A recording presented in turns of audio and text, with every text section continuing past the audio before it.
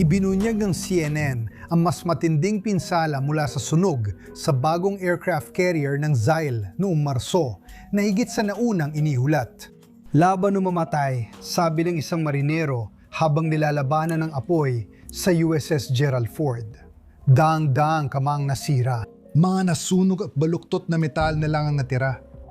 Parang hungkag ang kisame na may mga bunton ng abo sa lahat ng dako. Umabot ang 30 oras bago napuksa ng halos 4,500 tripulante ang apoy. Akala ko mawawala na sa amin ang barko, sabi niya sa CNN. Sabi ng Navy, kontrolado na ang apoy at 2 marinero lang ang bahagyang nasaktan. Ayon sa CNN, pumalya ang fire suppression system para sa 600 marinero. Ibinunyag ng CNN ang panlilinlang ng Iran matapos masunog ang barkong pandigma ng US. At ang mismong ulat na parang layunin ay siraan si Trump ay nagpakita ng ibang bagay.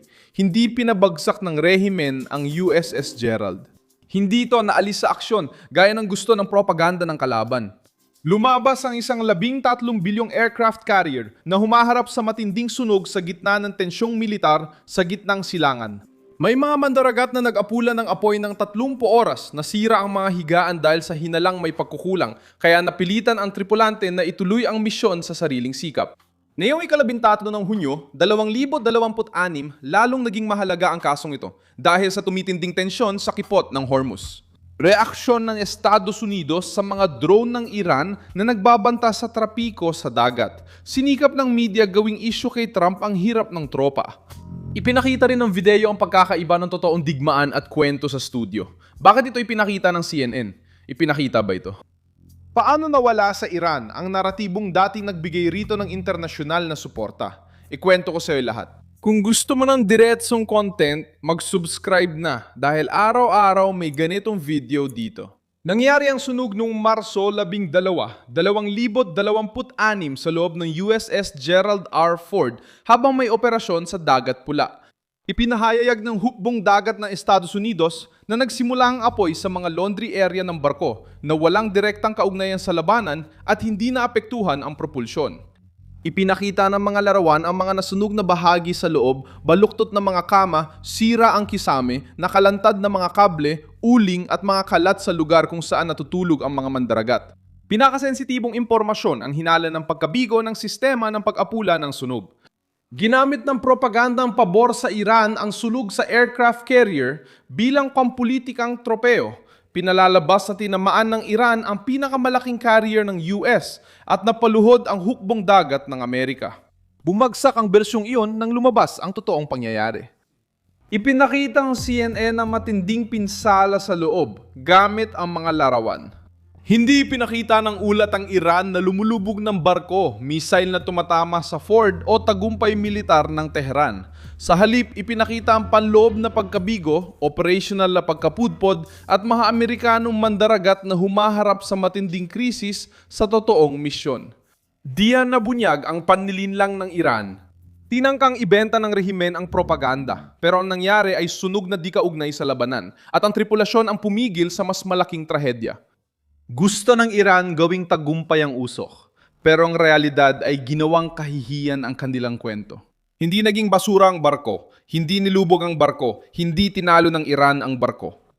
Kinaya ng tripulasyon ang sitwasyon, napigilan ang trahedya at napanatiling nasa kondisyon ang carrier para magtuloy sa maintenance. Ang ulat na maglalantad sana ng krisis ay nauwi sa pagpapakita ng mga marinero bilang bayani sa matinding misyon.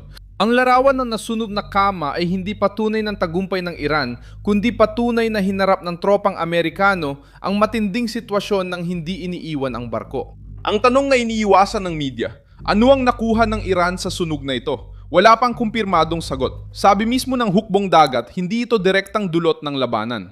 Pwedeng gamitin ng rehimen ang mga larawan sa propaganda. Nagpatuloy ang operasyon, nakalitas sa mga marinero sa panganib, dinala ang barko para kumpunihin, patuloy ang presyon laban sa Iran. Hindi dapat gawing bala ng politika ang sakit ng tropa laban sa lumalaban sa mapanupil na rehimen. Malinaw ang resulta, hindi natigilan ang Estados Unidos.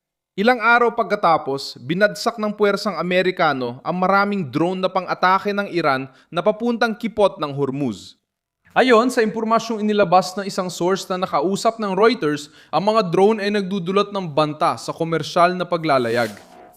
Nagbabala si Trump sa Iran na tigilan ang pagpapalipad ng drone laban sa mga barkong dumadaan sa strait. Noong Hulyo 29, 1,967 ang USS Forrestal ay nakaranas ng isang mapaminsalang sunog noong panahon ng digmaang Vietnam. Ang trahedya ay pumatay ng 134 na mandaragat at tauhan ng abyasyon at nasugatan ng 161. Natuto ang hukbong dagat ng Amerika na mahirap na aral sa damage control, pag-iimbak, pagsasanay at pagtugon sa emerhensya. Ang ganitong sakuna ay nagsisilbing babala para itama ang pagkukulang at magligtas ng buhay. Ipinapakita rin ng mga reaksyon ang labanan sa naratibo. Ipinakilala ni Pat Ragsat ang Operasyong Epic Fury bilang isang misyon na may tiyak na layunin, walang pangakong muling partatayo ng mga bansa at walang hanggang digmaan sa lumang estilo. Sinabi ni General Dan Duncan na ang mobilisasyon ay kinabibilangan ng pagpaplano, muling pagposisyon ng mga puwersa at kakayahang magproyekto ng kapangyarihan sa oras na pinili ng Estados Unidos. Nagbanta si Trump sa Iran at tinuto sa Tehran na itigil ang paglalagay sa panganib ng mga barko sa kipot ng Hormuz matapos ang insidente ng mga drone.